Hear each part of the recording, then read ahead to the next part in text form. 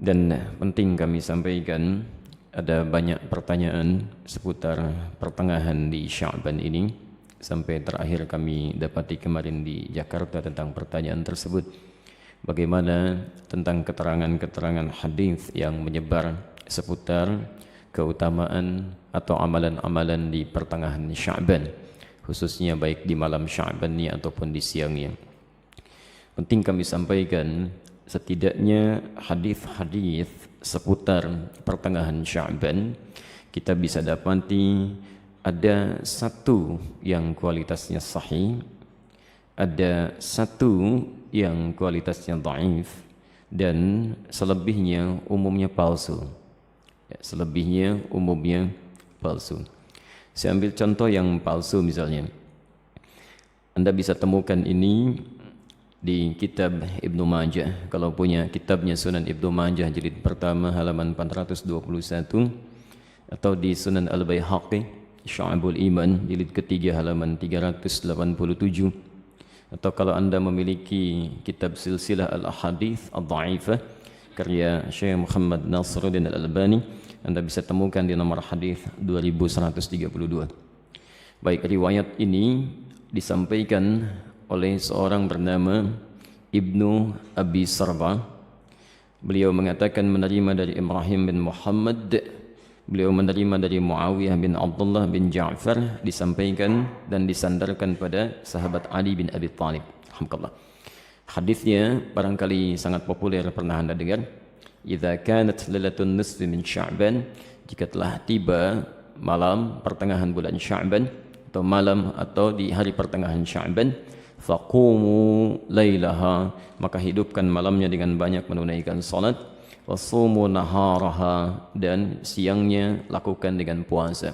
Faman min mustaghfirin, maka siapapun yang bermohon ampunan kepada Allah, maka Allah akan mengampuni orang yang memohon ampunan itu. Pernah dengar hadis ini? Itu statusnya palsu ya. Hadisnya palsu. Hadisnya palsu. Cacat palsunya ada pada seorang bernama Ibnu Abi Sarbah, orang pertamanya. Ini dinilai oleh para ulama hadis sebagai orang yang sering memalsukan hadis. Adapun yang dhaif Anda bisa temukan di Asnal Matalib jilid pertama halaman 84. Itu disandarkan pada Aisyah radhiyallahu anha, bahwa satu kali beliau kehilangan Rasulullah sallallahu alaihi wasallam di malam pertengahan Sya'ban.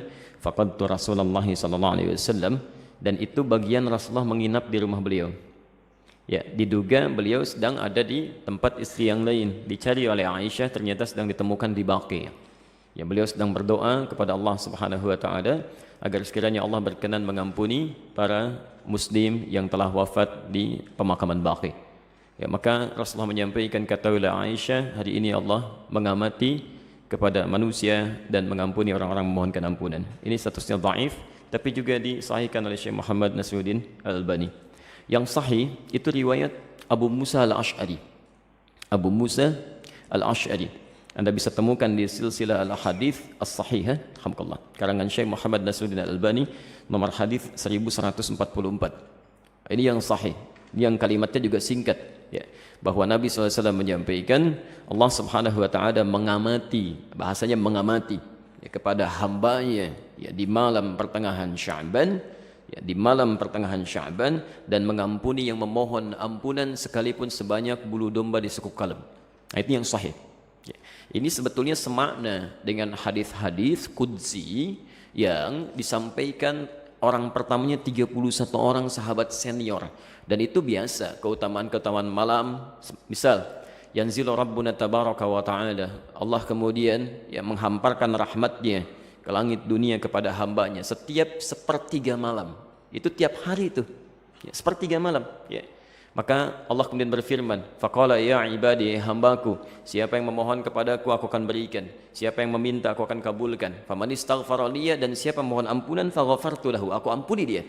Itu tiap hari, tiap hari. Jadi kalau Anda nggak minta itu rugi. Dan hadisnya qudsi, ya. Dan khusus untuk malam Sya'ban, ya, hadisnya berbeda seperti tadi kami sampaikan dari Abu Musa Al-Ash'ari, itu dimulai di malamnya. Kalau tiap hari di penghujung malam. Nah, jadi ini yang sahih. Dan amalannya Nabi tidak menyebut spesifik. Karena itu sahabat itu banyak beramal saja. Ya, ada yang kemudian sholatnya qiyamul lail, yang tahajud, ya. ada yang banyak beristighfar, macam-macam. Dan tidak ada amalan spesifik. Jadi kalau misalnya ada amalan-amalan spesifik menunjukkan di malam itu, ya itu sesungguhnya hadis-hadis yang disepakati oleh para ulama itu hadis palsu. Misal hadis yang mengatakan bahwa bangun di malam Sya'ban, tunaikan salat sekian rakaat, dibacakan dengan qul huwallah di awalnya dan sebagainya. Itu saking palsunya hadis itu, di kitab hadis palsu aja nggak ada. Ya, saking palsunya itu nggak ada. Ya. Itu dimunculkan kemudian. Dan disandarkan pada tabi'in bernama Khalid bin Ma'nan yang hidup di Damaskus pada saat itu. Beliau tidak melakukan itu. Beliau hanya menunaikan salat-salat sunnah malam gitu ya. Qiyamul lail, tahajud itu yang ditunaikan.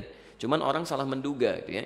Jadi kalau Anda ingin hidupkan malamnya dengan ibadah-ibadah sunnah silakan saja, boleh. Qiyamul lail, tahajud, baca Quran, istighfar itu standar, biasa. Dan ada keutamaan di situ. Kalau siangnya ingin puasa, boleh. Puasa ayyamul bid. Masya Allah sekarang kan merangkai itu. Kamis tanggal 12 kan kemarin, Jumatnya 13, Sabtu 14, sekarang 15. Antum masih boleh puasa. Ya, sekallah khair. Baik, jadi sah-sah saja kalau siangnya ingin puasa, tapi jangan disandarkan pada keterangan-keterangan hadis yang bermasalah, ya. Termasuk ada yang fenomenal itu ya. Jadi zaman dulu nggak ada, sekarang ada tuh. Ya bahwa pada saat pertengahan Sya'ban buku amalan manusia ditutup, ya. Pernah dengar itu? Baik, kalau ditutup artinya amalan kita nggak dicatat karena ditutup. Di antum bebas saja lakukan apa aja tuh karena nggak dicatat tuh, ya. Mau pinjam handphone teman, mau ngambil sandal di Baitur Rahim karena nggak dicatat tuh, ya. Karena tutup artinya nggak dicatat. Dan mustahil buku catatan amal seorang hamba ditutup kecuali dia telah wafat. Ya telah wafat. Dia ditutup tuh setelah wafat. Kalau dia masih hidup dia pasti terbuka, dia. Dan semua akan ditulis dan ditampakkan di akhirat nanti. Dalilnya sahih. Faman ya'mal mithqala dzarratin khairan yarah. Siapa yang berbuat satu kebaikan akan ditampakkan sekecil apapun. Ya, wa may ya'mal mithqala dzarratin syarran yarah. Yang ada hanyalah pena yang diangkat, yang tidak dituliskan. Itu pun bukan di pertengahan Sya'ban atau bahkan di Ramadan, bukan. Hanya dikhususkan pada 3 golongan tertentu. Rafi'al qalam an thalathin, kan? Atau an thalathah. Diangkat pena, tidak dituliskan hisabnya dari 3 golongan. Anis sabiyya hatta yahtalima, dari anak kecil sampai dia balik. Jadi kalau anak kecil tidak sholat, dia nggak dihisab oleh Allah sebelum dia balik. Itu diangkat penanya, tapi bukunya masih terbuka, catatannya ada. Ya. Kemudian siapa lagi? Wa anil majnuni hatta yufiqa. Ya, anil majnuni hatta yufiqa. Dari orang yang terganggu ya, kesadarannya, baik sampai dia sadar kembali. Yang disebut tidak waras dan sebagainya gitu ya. Nah itu tidak dihisab, tidak dihitung.